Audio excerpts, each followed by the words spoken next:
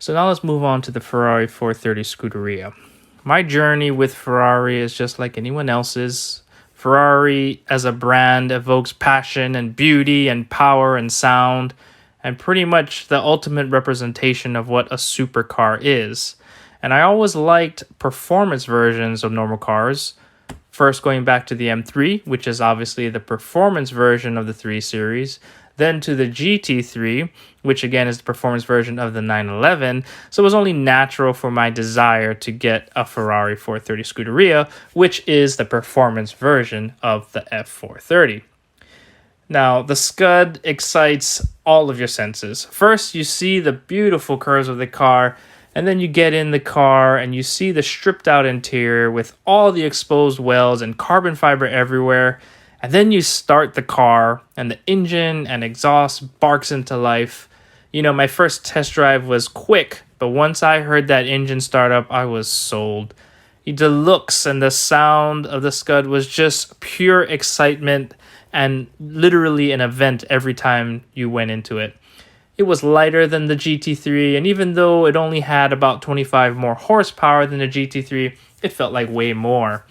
The combination of the gearing and lack of inertia of the engine, coupled with the rifle shot gear shifts and the noise and vibration in the stripped out cabin, just added to the drama, that it felt like you were going way faster than you really were. Whereas, you really had to push to get excitement from the GT3, the Scud just provided that excitement just from cruising, and I was sold and traded in my GT3 for the Scud. Now, after putting some miles on the Scud, I started to understand the car's purpose compared to the GT3. The best comparison I can give was that the GT3 was the cherry blossom queen, and the Scud was the porn star. The GT3 was the car you wanted to live with every day, and the Scud was the car that you would have to have an incredible experience with, but only in small doses, as too much at one time would literally kill you. Over time, as time went on, I found that while the Scud was so exciting to drive, it also became a chore. And what I mean by that is that I really, really had to think before taking it out for a spin. Was there traffic on my route? How long will I be driving it? Etc. Because being in traffic was the worst thing with the Scud. It had a single clutch transmission, and while the shifts were rapid and emotional, it came at the expense of putting wear on the clutch, which is fine for fun drives, but not for boring miles sitting in traffic.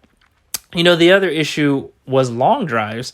The carbon bucket seats, stiff suspension, and lack of cabin insulation made the car loud and uncomfortable during long trips. And these things made short and spirited drives simply hands down the most amazing experience I have had with the car, but the drive to and from that location over long journeys and over steady state freeway drives just really took a toll on my back and eardrums. The noise in the cabin and constant drone of the exhaust at steady state speeds really just gave me a headache. The lack of insulation in the cabin also made it super hot inside the car. The AC did help, but could never overcome that engine heat just radiating directly behind you, and of course the sun's heat radiating through the cabin.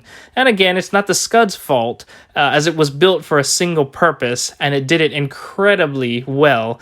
But for my purposes, it just provided me the excitement I was looking for, but at a cost that prevented me from using the car as much as I wanted to. So I started to look for another exotic.